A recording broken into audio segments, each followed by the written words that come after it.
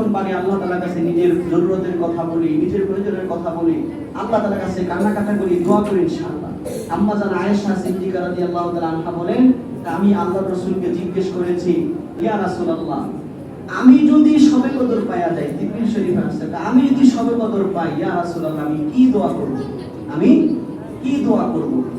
আল্লাহ রাসূল বলেন যে তুমি দোয়া করবা, আল্লাহুম্মা ইন্নাকা আফুউন তুহিব্বুল আফওয়া ফা'ফু আন্না ইয়া কারীম।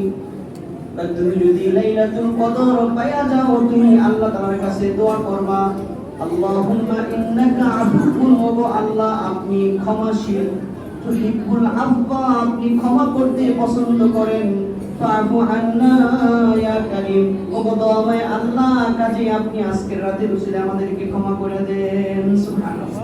এই হাদিস থেকে জানা যায় এই রাতের বিশেষ একটা আমল আল্লাহ তাআলার কাছে ক্ষমা চাওয়া, দোয়া করা। তাহলে করব তো ইনশাআল্লাহ।